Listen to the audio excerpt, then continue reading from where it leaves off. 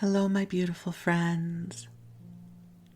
I am Laurel Bleadon-Maffei with Illuminating Souls, welcoming you to this episode of Sleepy Bedtime Blessings, a podcast designed to help you rest, relax, and fall asleep, all while deepening in your connection with your beautiful team of angels who love you so.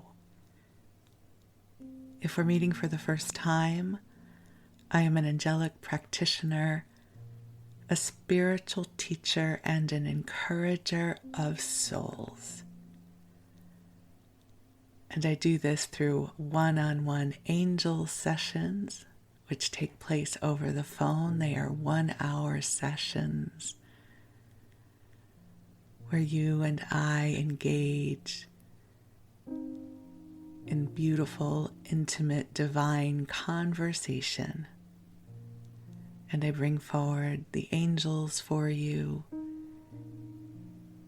and you have an opportunity to connect with the divine guidance that is present for you. And if you're ever guided to book a session, you are welcome to contact me. You can contact me through my website, illuminatingsouls.com. And typically I can schedule you in within a few days' time. I also offer soul mentoring, which provides for ongoing support as you move through a time of growth, awakening, or transition. And then I offer a variety of classes designed to inspire your spirit. I have a new class that starts just about every 6 weeks. It's always something a little different. My classes are intimate in size, so you will absolutely have time to engage. We'll get a chance to be together and get to know each other better. And I love getting to facilitate my classes, so sign up for my mailing list and then you'll be in the know of what comes next. But for now, the angels and I are here to help you come into a lovely, sweet space of rest. I have been listening to sleep podcasts since at least 2015, if not earlier. And over the years, they have really become a source of comfort for me, and they help to build a bridge between my waking self and that beautiful, mysterious drifting off into a good night's sleep. And that is why I create this podcast for you. You are joining a very sweet, intimate group of listeners scattered around the world. And I am so deeply grateful for this opportunity to be here with you. I know some of you listen during your waking hours because it's an opportunity for me to keep you company as you go about your day. And others of you use it as a sleep tool. So if you are using it to go to sleep, my recommendation is you turn the volume down lower than you would if you were listening to an audiobook. This way, at some point, this will just become a mumbling sound in your peripheral consciousness that you can let go of as you drift off to sleep. There will be no sudden noises. There will be no difficult conversations. We're going to keep this flowy and light and soothing and loving for you. And as I shared, the angels are here too, and they bring such loving, soothing, light-filled energy forward for you. that even though I am recording this knowing that many people will listen, the energy you receive in the broadcast is calibrated for you. That the angels know what is happening in your life, they know the truth of your heart, and they bring forward love energy that is calibrated specifically for you. It's one of the things I find so fascinating about working with angelic energy, is it knows where we are. There is a beautiful intimacy that comes from working with the angels. As I often say in my sessions and in my classes, my intention is to help you build your relationship with the angels. Yes, I love helping you connect with them. I love getting to serve as a channel and a messenger for angelic love. But you get to take the angels home with you. This connection is yours. And it is deeply intimate and loving and present for you. Your angels have known you since before you were born into this dimension. They understand you. They get you. And they're here to support you. So I invite you to take a nice deep breath in.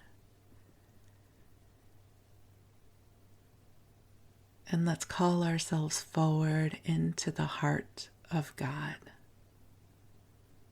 And if God is not your word or concept, into the heart of the universe, into the heart of the Creator, whatever term or concept works best for you. And I will invite the angels to be with us now. And beautiful angels on high, I rejoice in the opportunity to gather together in sacred circle with you in service to the beloveds that are hearing this message. And angels, I ask that you infuse this broadcast with waves of love, with healing light, with calming, soothing energies to assist each one of us in bringing this nourishment, this loving essence into our physical bodies so that we can relax, bringing these beautiful energies into our mind so that we can calm our thoughts, and bringing this beautiful love into our hearts so that we can come into a place of well-being.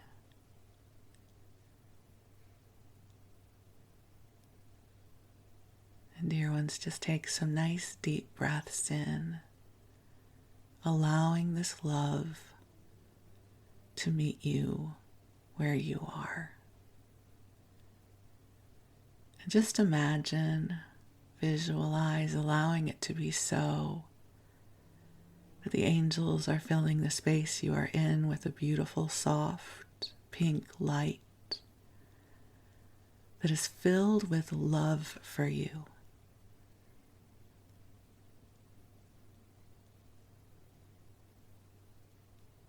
And it blesses and soothes everything in your space, including you. And just breathe, allowing your body and your mind and your heart to receive the love that is here for you. There are so many things that I love about working with the angels, and one of them is this beautiful energy. Even if you don't feel it, imagine it. Imagine the most loving presence in the universe, broadcasting here and now for you. The angels have such deep compassion and understanding for your experience here in life. And they send you love and prayers and sparks of inspiration. And just breathe.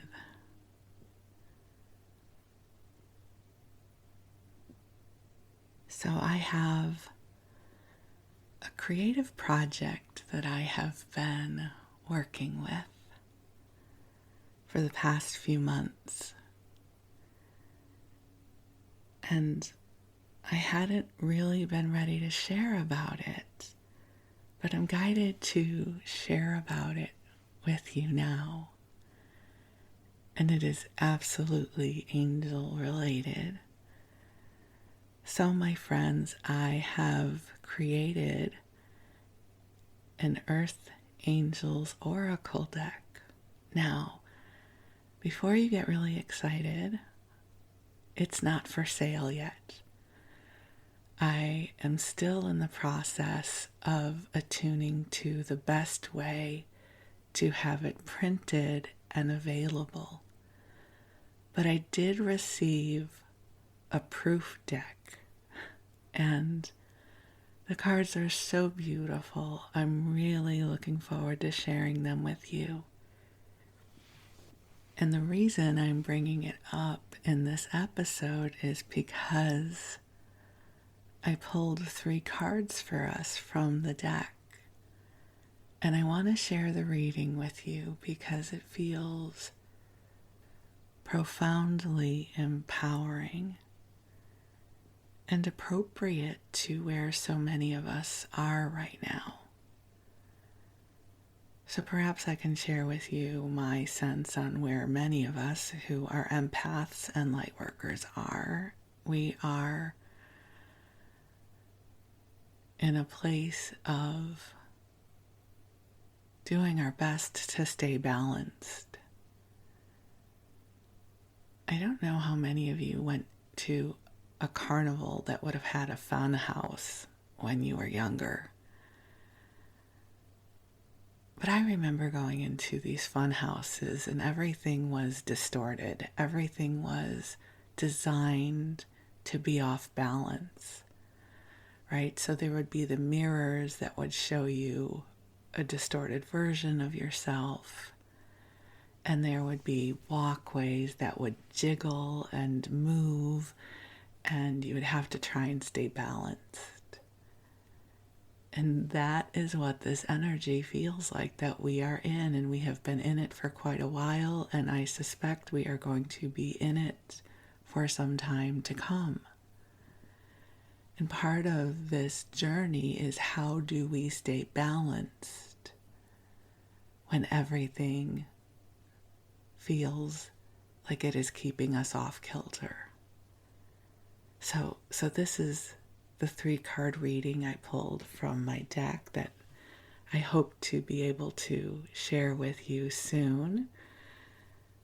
The first card is Answered Prayer. And the message says, your angels have received your prayers. Love and resources are flowing to you now. So just breathe that message in. And then the second card is the Wise One card. And the message says, connect with the ancient wisdom that seeks to commune with you. It's a reminder that we are ancient and wise beings. And this beautiful wisdom flows through us, as us, and communes with us. So to remember that you are not a novice in life. There is such wisdom in you. And then the third card is authentic power. Oh, I just love this card. And it says just what I was talking about. You are a wise and mystical being, and you are powerful beyond measure. So I'm fascinated that these three cards show up together for this reading in our episode. Answered prayer, wise one, and authentic power. It is a reminder that we are expansive beings. And I often hold for my own journey with a duality. There is the practitioner, divine self that is expansive and wise and always balanced, always connected. And then there is my earth girl, and she gets scared and overwhelmed and angry and I'm very mercurial. And I feel deeply and I ride the waves of life, not always gracefully. And so sometimes when my curriculum in life feels hard and I don't know what to do and I'm frustrated, I can try and work it through with my intellect. I think intellect is wonderful to have. But more often than not, the answers I seek will be found by communing with the greater expanse of all that I am, with my practitioner, divine, wise self. And this reading reminds me of this. There are a couple things in life right now that had me a little off kilter. Actually, one is, how am I going to bring this deck to you? I thought I had my answer, and now I'm not sure that I do. And there are several different options on the table. And it's not about figuring it out. It's about attuning to what is going to be best for you and for the life of this beautiful deck that has been birthed. So I love this reading. Answered prayer, wise one, authentic power.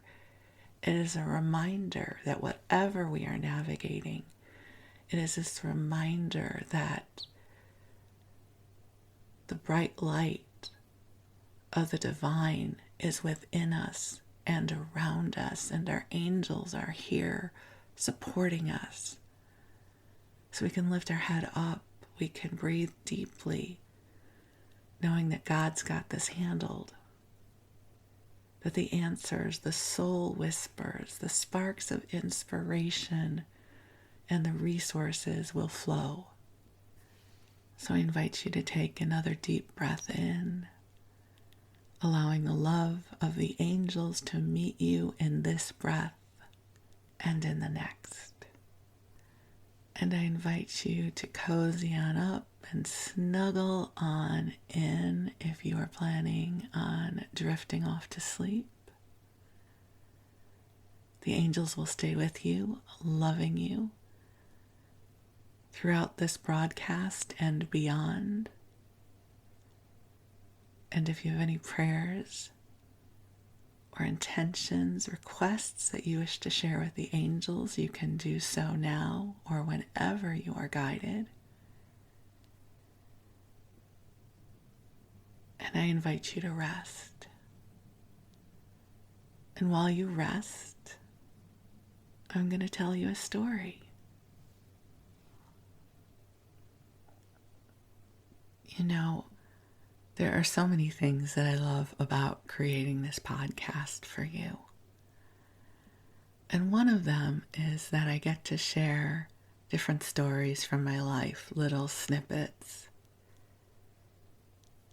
And I was inspired to do this because one of the sleep podcasts that I listen to, Sleep With Me by Andrew Ackerman, every once in a while he does episodes where he shares little snippets of his life. And these are by far my favorite episodes that he does, because I feel like I'm hanging out with a friend. Like we're going out for lunch and we're sharing different moments of our lives with each other. And it brings me great comfort. And the other thing is, 2022 was a year where I really discovered the joy of storytelling. And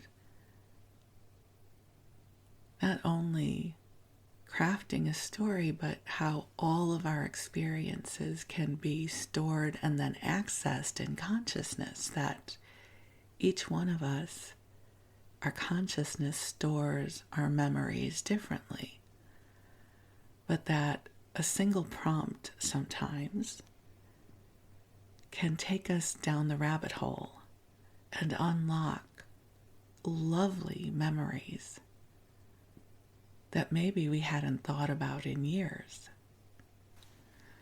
For instance, if I were to ask you, did you ever get to go to the circus as a child? And what was that like for you? Or how did you know that it was summer?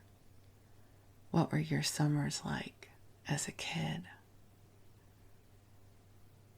Now, not everybody can access their memories in this way. We're all wired differently. But maybe prompts like this open a treasure chest for you. And in conversation with two of my girlfriends this week, a part of my treasure chest opened when my friend Amy reflected that she'd always really wanted to have a Jeep. And as she was talking about the Jeep and the freedom of a Jeep, my rabbit hole opened. And I was connected with all of my experiences with Jeeps in my life and how symbolic they have been for me. And so I'm borrowing from my friend Amy, and I'm using my memories of Jeeps to serve as a gateway into our story time in this episode. And no, I've never owned a Jeep, but that's okay. That's besides the point. So to start my story, I'm going to share with you about where I was in my life when I was moving from Chicago to Los Angeles. So it was 1985. I was 23 years old. And I had been a broadcast materials coordinator or manager at WFLD TV in Chicago. And I had wanted to move to Los Angeles. I loved LA. I hadn't been there, but I had seen plenty of it, right? Rose Parade, Brady Bunch. I mean, television. You grow up with Los Angeles as part of your extended neighborhood, even if you'd never traveled there. And so in March of that year, I planned a trip with two of my girlfriends that I worked with at the TV station. And we went to LA, and March in LA can be so beautiful because there's no smog and the skies are clear and you can see the mountains, and it is just divine that time of year. And here's my Jeep related story. My girlfriends and I, we were in our rental car driving down Sunset. We were going from Hollywood into West Hollywood, so we were going from east to west. I don't know why that's important. And we were looking all around, right? Because it's Sunset Boulevard. Having never been in LA before, that was a big deal. And this super cute guy in a Jeep with its doors off pulls up next to us. And he does this hair flip. He had this long, luxurious brown hair, like feathered, right? It's the 80s. That beautiful feathered hair. And he kind of did this head shake and he ran his hand through his hair and he was wearing sunglasses. And I said to my girlfriends, oh my God, he is so cute. Right, so we're excited because we're, in our early 20s, cute guy, Jeep.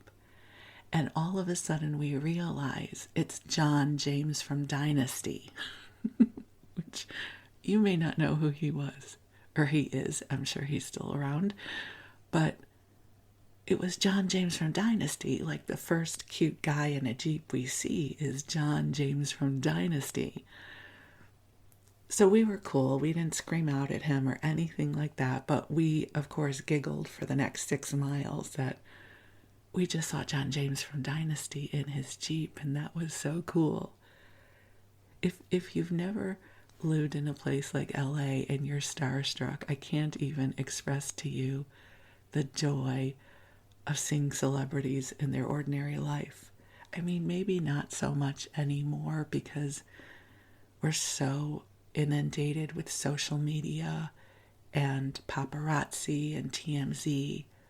But back in the 80s, it was super cool. So we had a wonderful trip to LA, and then I had to go back to Chicago, right? We all had to go home. It was also on that trip that I met my cousins, the Bleadon clan from LA, and I share about that in the episode called Unexpected Family. And I also met my contacts who worked at the different studios, which would ultimately lead to me getting a job in LA. But we go back to Chicago, and it's one of those bitter, cold marches in Chicago. And the wind chill factor was 85 degrees below zero, which is so cold. And the wind was blowing, and where I commuted to, I had to get off the train and walk across the bridge that ran across the Chicago River to get to Marina City, which is the corn cob building that maybe you have seen in the Blues Brothers, which is where the TV station was. And I could hardly walk across the river because the wind was so strong and so cold. And in that moment, I thought, I'm not living here. I need to move. And so I really began to kind of visualize my life in LA. And this was before I knew about visualization and law of attraction, but I just began dreaming of it. And part of my dream was that I would have a Jeep. I was sold on this whole Jeep idea. And that you could have no doors and no roof and just sort of be out. And the elements was so cool to me, especially in LA where there aren't many elements to have to guard against. It wasn't 85 degrees below zero there. It was beautiful. And I dreamed of having a guest house in Laurel Canyon. I had read a lot of Judith Krantz at that point, and so a guest house in Laurel Canyon sounded lovely, and I would have 2 dogs. That was the dream. And none of that came to pass. But that didn't matter, right? Dreams sometimes show up just so that they can bring us wings, so that they can expand our awareness of what is possible for us. And we move towards the dream and something else happens, but it still moves us beyond where we were before the dream found us. So I didn't get the guest house in Laurel Canyon. I did for a year live on Laurel Avenue, which was close to Laurel Canyon, but I was in the flats in West Hollywood. I didn't get 2 dogs, but I did get 1 dog, and then my cousin got a dog and we lived together. So in essence, I did have 2 dogs. And my dream was that I would have a big dog and a small dog, and that's what happened. We had Tessa and Mike. Mike was a smaller dog and Tessa was a bigger dog. And I didn't have a Jeep, but I had friends with Jeeps. So it's so interesting that little elements of my dream found me over the years. So I will also share, in case you find this interesting, when I was working at the television station in Chicago, I think I was making about $13,000 a year, which was not a lot of money back then either. It was a very low wage and was very hard to make ends meet. My parents had helped me buy my first car, which was a Pontiac T1000, which was the corporate twin to the Chevy Chevette, which was the base car, right? The car you buy if you don't have money to buy a car. It was a hatchback. It was red.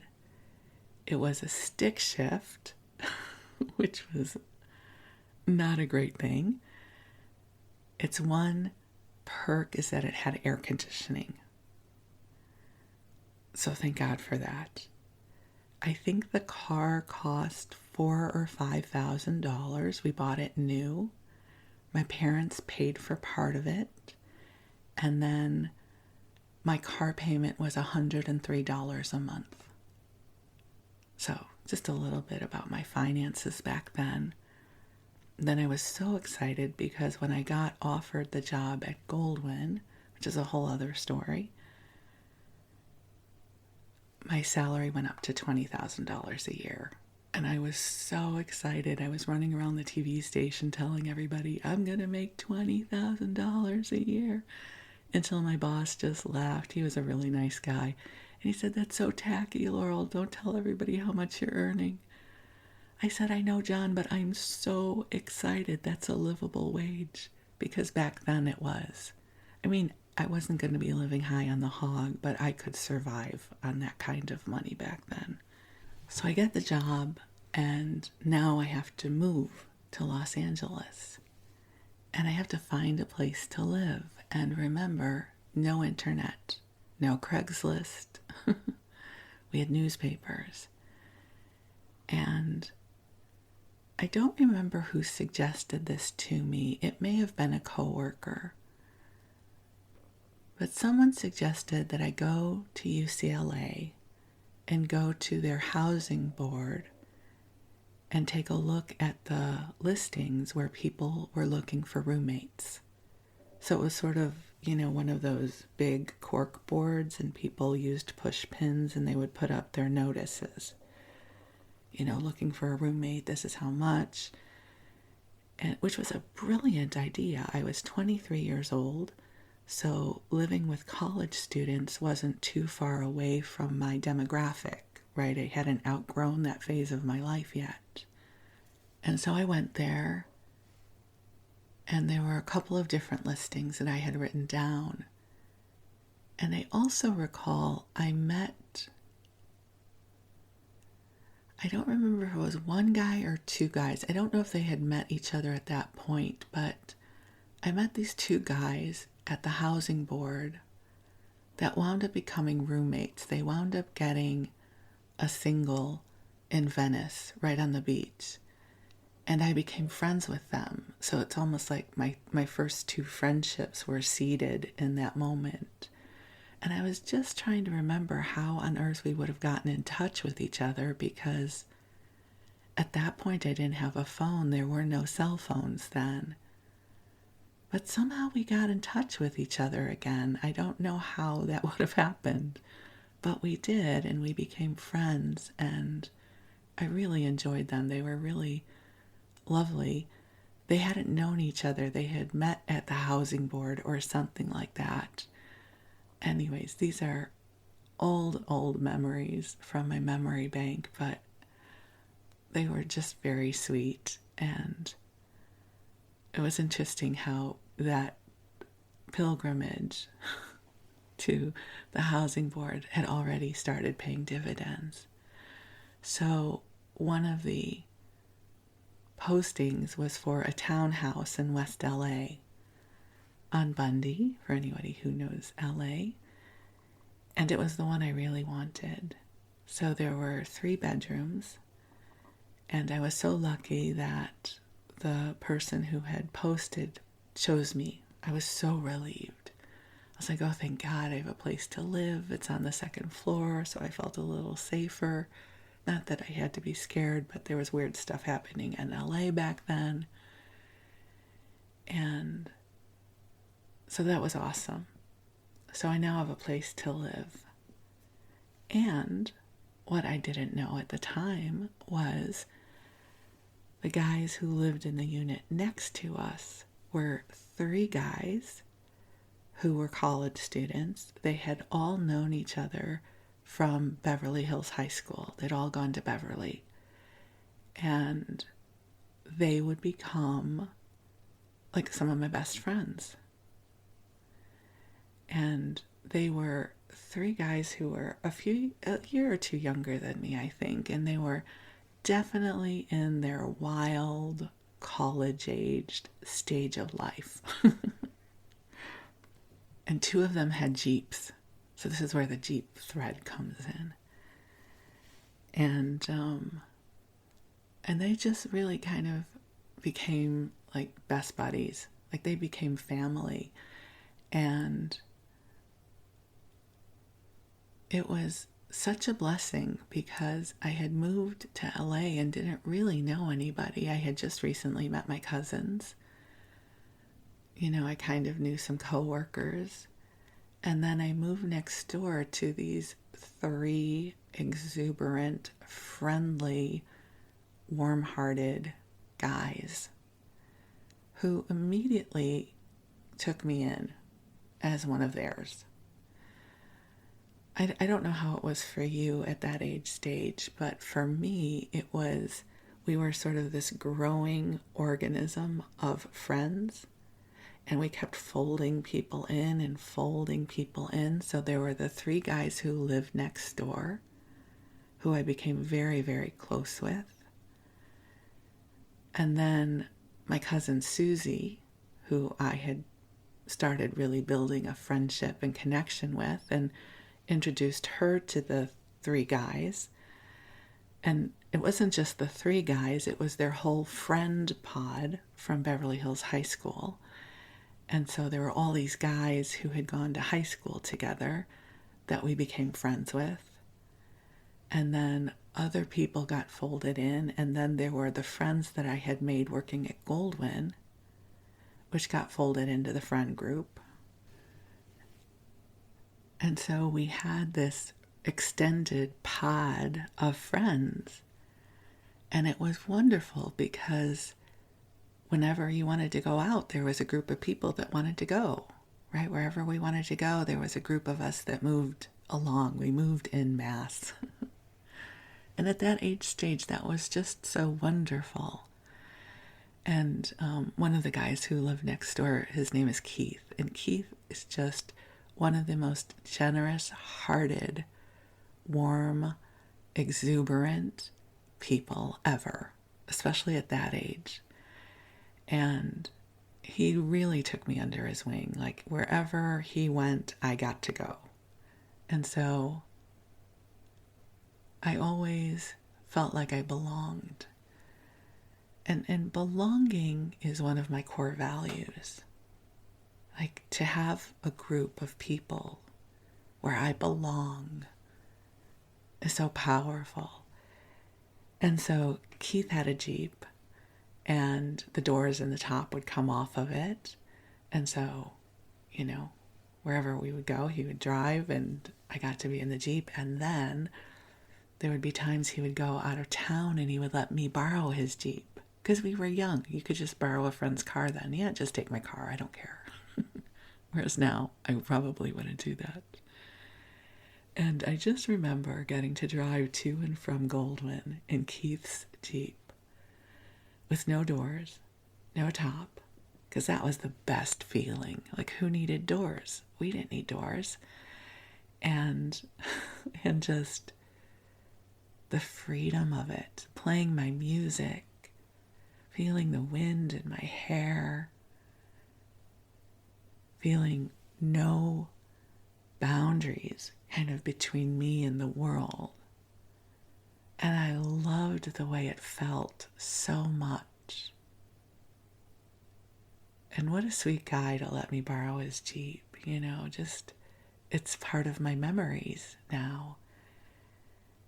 And the thing that I was commenting on to my girlfriends this week is that now that doesn't sound good at all. I drive a very popular compact SUV, and it has a sunroof, which is never, ever, ever open. I don't even slide the screen back so the sun can come in. I want to be hermetically sealed in my vehicle so that I don't know that other people and society are around me. I don't drive with my window down. It's so funny to me that I was once the girl who wanted to just be driving out in the open, free. And I've become the me that wants to be sealed in my vehicle. I want to just, everything closed. I don't want to hear the outside noise. I don't want to know who's next to me. I want my space.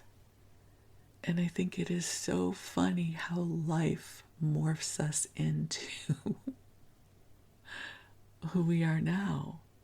I was this freedom-loving girl in my 20s. And I loved being in the middle of the action. I loved being with my group of friends. And we traveled en masse then. We would go to Palm Springs. We would go to Vegas. And there would be 6 or 7 of us sharing a hotel room. You'd step on somebody, they were sleeping on the floor. And we didn't care. We just all really loved each other, and we held space for each other. I remember there was this one time I had a conflict with one of my coworkers. He was very mercurial, and he had decided that I was the root of his unhappiness at work, and he lashed out at me in a really rageful, awful way. And it was way before I have the strength of heart that I have now, because if that happened now, I would handle it very differently. But then I didn't really have much of a life skill to know what to do there. And I remember one of my friends at work who was in the meeting that went badly, he called up our other friends who I lived next door to, and said, Laurel's had a really, really bad day. We need to take care of her. And I came home, and Keith came out, and he was, at the time, him or someone else in the group was dating a girl from Italy who had another friend with her from Italy. And they came over to our house and cooked the most delicious dinner. And they all just were kind to me and took care of me. And isn't that beautiful how an act of kindness all those years ago can still create warmth? Like, I remember the warmth and the kindness of my friends taking care of me more than the trauma of this guy raging at me. Like, it was terrible that he raged at me, but then my friends took care of me. Like, I had people who loved me, and they cared about me, and I cared about them. So we were really loyal to each other and took good care of each other. And I shared with you in another episode, my cousin and I always laugh because one of the restaurants we all loved to go to was the Cheesecake Factory, the one in Marina Del Rey. And this was before the Cheesecake Factory is the Cheesecake Factory now. I mean, it was still the same Cheesecake Factory with the ginormous menu and the big food. but it wasn't a national chain yet.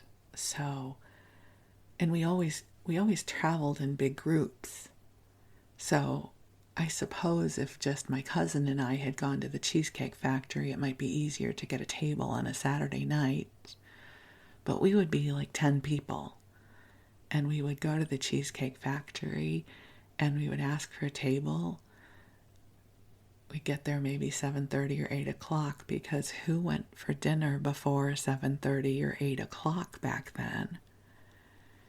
And there would be 10 or 12 of us, and we'd want a table at the Cheesecake Factory, and we would have to wait 2 hours. And we didn't care. We were like, yeah, we'll wait. And we would just hang out and visit with each other and eventually get seated, and probably didn't start eating till 10 o'clock. And we didn't care. We were young. It was the weekend. What else were we going to do? And we'd always order way too much food and way too much drinks, and then try to figure out the bill, and it never would balance out. So one of the guys would always have to pull out, an extra $60 to cover the rest. It was always the same story when we went out. But we had a great time. I mean, I really had a great time at that age of my life. And at some point, we planned a trip to Chicago, because I wanted to take the guys to Chicago and my cousin to Chicago. And so a bunch of us went to Chicago, and we got a hotel room downtown, which was great. And then we went to the bar scene in Chicago, which was amazing. And we went to Cubs games, which was phenomenal. So I have so many beautiful memories. The other thing I was remembering is Keith's mom had a beach house in Santa Monica. And so we would often go there, and there was a pool, and then you could go out the gate and you'd be right on the beach. And it was a wonderful place where we would get to hang out. And he would throw parties there. We would just go and hang out there, and that was really awesome. So I feel like I got to live a really expanded expression of life. And that happened because I moved next door to these 3 guys. And they were just wonderful. I don't know what my life in LA would have been like had that serendipity not happened. And we've all drifted apart. I am Facebook friends with a few of them, but I don't necessarily connect with them on a regular basis anymore. Although one of the guys from the group, he wasn't one of the roommates, but he was one of the friends. He still does my taxes all these years later. His name is Bobby. And he's been doing my taxes since I was in my 20s. And he's such a good guy. They were all such good guys. And there were girls in the group too. I was thinking about all the guy friends. And it was so much fun because my cousin Susie was a part of that group. And we all just took good care of each other.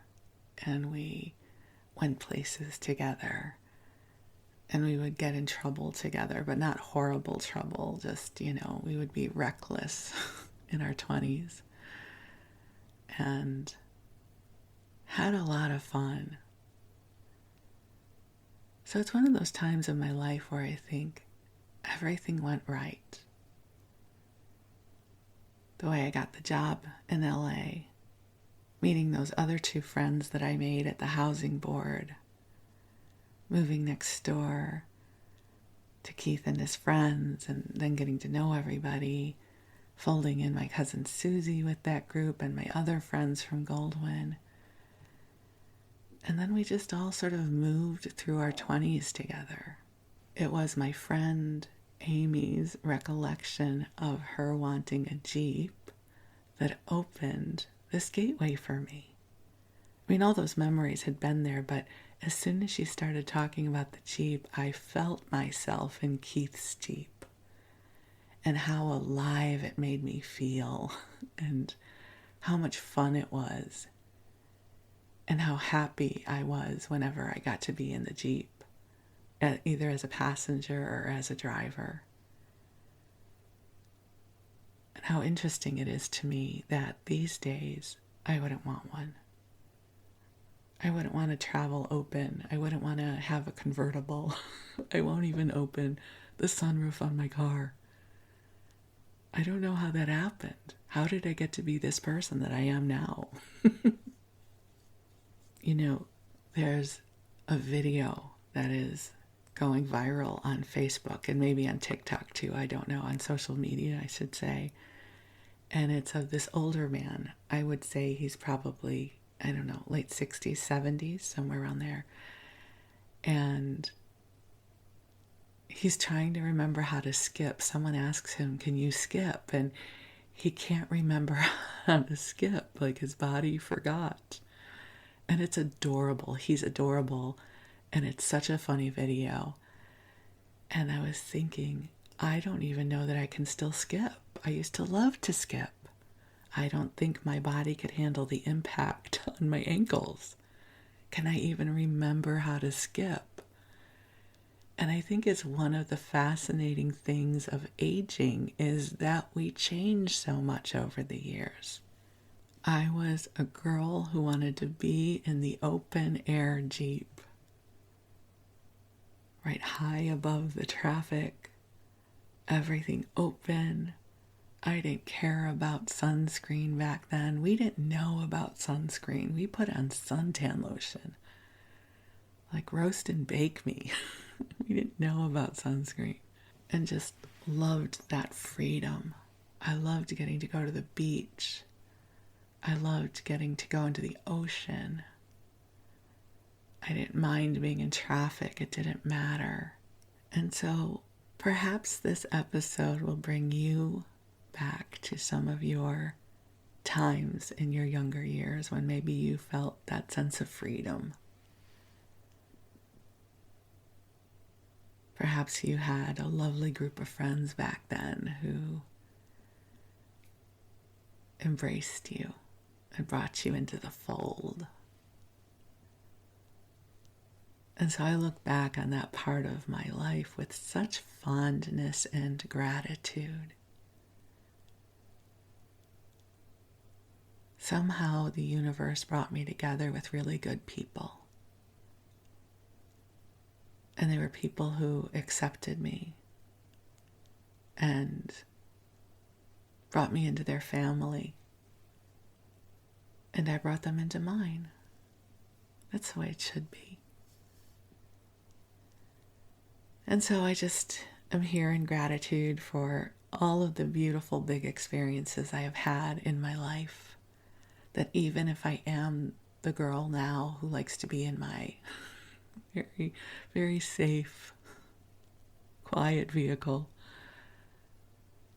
I am glad I was once the girl who loved driving in a Jeep.